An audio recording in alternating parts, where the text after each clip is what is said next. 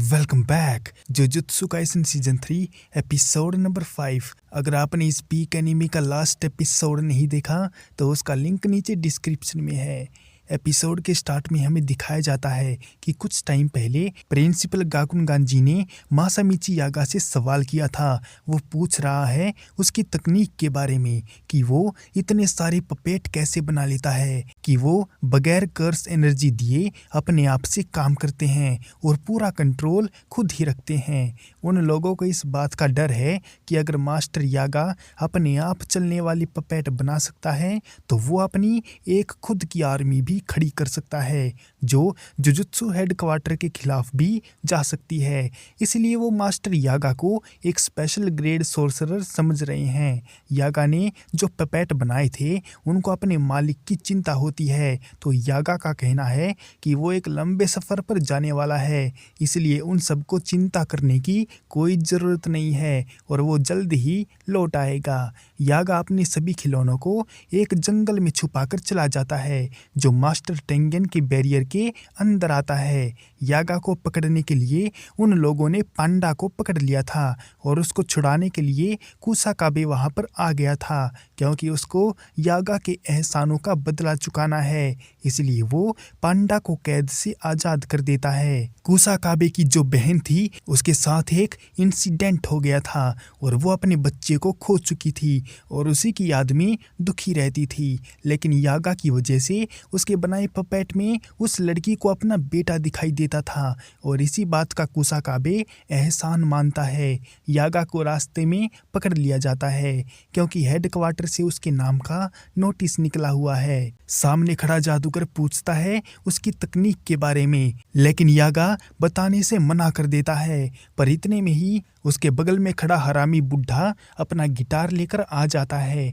और उससे फाइट करता है, लेकिन इस फाइट में वो बुढ़ा जीत जाता है तो यागा मरने की हालत में आ जाता है और वो मरते मरते बुढ़े गाकुनगांजी को अपनी टेक्निक कर्स पपेट मैनिपुलेशन का राज बता देता है कि वो किस तरह से ऑटोमेटिक बुढ़े को हैरानी होती है बनाता है कि अब यागा मरने वाला है, तो वो इस बात को अब क्यों बता रहा है, जबकि लड़ाई खत्म होने से पहले उसने कितनी बार पूछा था, लेकिन यागा ने इस बारे में अपना मुंह कभी नहीं खोला। इस बात का जवाब देते हुए यागा कहता है कि ये एक श्राप है, इसलिए जब तक उसकी जान पर नहीं बनाती तब तक वो इस बारे में नहीं बता सकता था और अब ये श्राप उस बुढ़े के पल्ले पड़ गया है।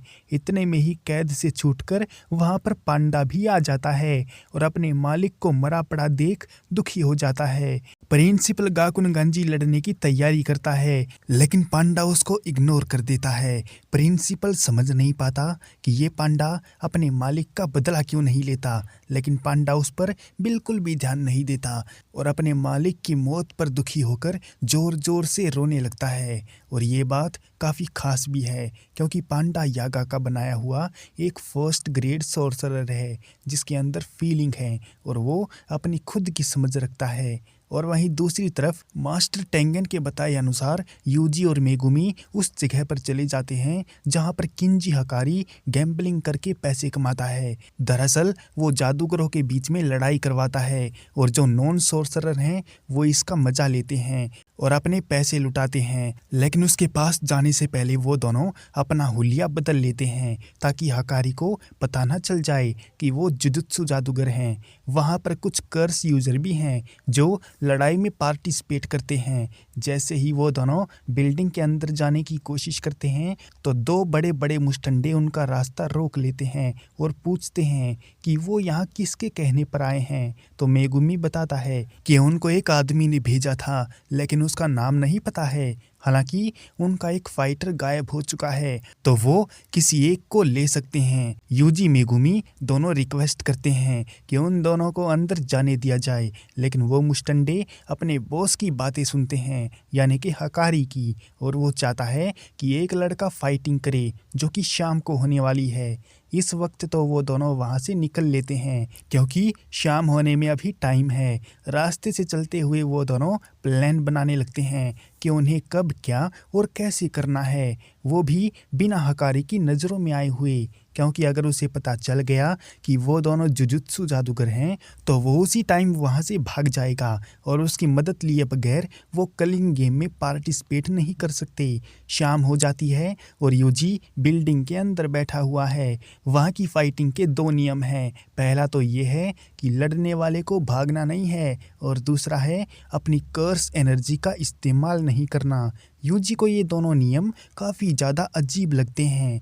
फिर वो मुस्टंडा यूजी को अपने बॉस से मिलवाने ले जाता है और उसको थोड़ा अच्छे से पेश आने को बोलता है, मगर बॉस से मिलने से पहले उसे बॉस को इम्प्रेस करना होगा, यानी कि हकारी को। और अगर यूजी फाइट जीतने में कामयाब रहा तो हकारी उसके साथ मुलाकात जरूर करेगा। ये सुनकर यूजी फाइट के लिए तैयार हो जाता है और मैदान में उतर जाता है, जहाँ पर उसका दुश्मन अपना पांडा होता है, जो वो भी उनकी मदद करने के लिए वहाँ पर आया हुआ था। वहाँ पर लोग उन्हें देखकर काफ़ी एक्साइटेड हो चुके थे, क्योंकि एक इंसान और पांडा में ज़बरदस्त फाइट होने वाली है।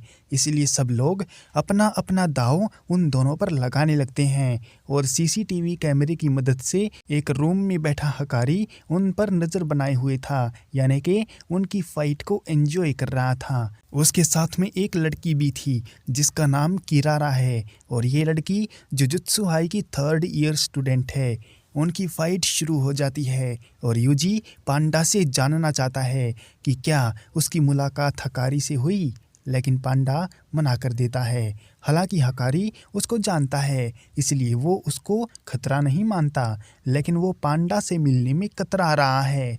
वो दोनों एक दूसरे को मुक्का मारते हैं और हवा में ले जाकर नीचे पटक देते हैं। हालांकि ये सबको दिखाने के लिए था और वो एक दूसरे को चोट नहीं पहुंचा रहे थे, लेकिन देखने वालों को लग रहा था कि ये दोनों तो एक दूसरे की जान लेकर रहेंगे। यूजी पांडा को काफ़ी सारे मुक्के मारता है और लास्ट का एक पंच मारकर उसको डिफीट कर देता है और वहाँ के लोग इस फाइट का विनर यूजी को बना देते हैं। हकारी अपने आदमी को कॉल करके कहता है कि टूर्नामेंट ख़त्म होते ही वो यूजी को ऊपर वाली छत पर भेज दे, क्योंकि यूजी ने उसको काफ़ी ज़्यादा इम्प्रेस किया है, इसलिए वो यूजी के साथ अपने आगे की कार्रवाई कर सकता है। और जंगलों की साइड में बैठे मेगुमी से जाकर पांडा मिलता है और बताता है कि सारा काम फिट हो गया है और यूजी हकारी से मिलने ही वाला है। हालांकि पांडा ने भी हकारी से मिलने की कोशिश की थी, लेकिन जिस छत वाले कमरे में हकारी बैठा हुआ है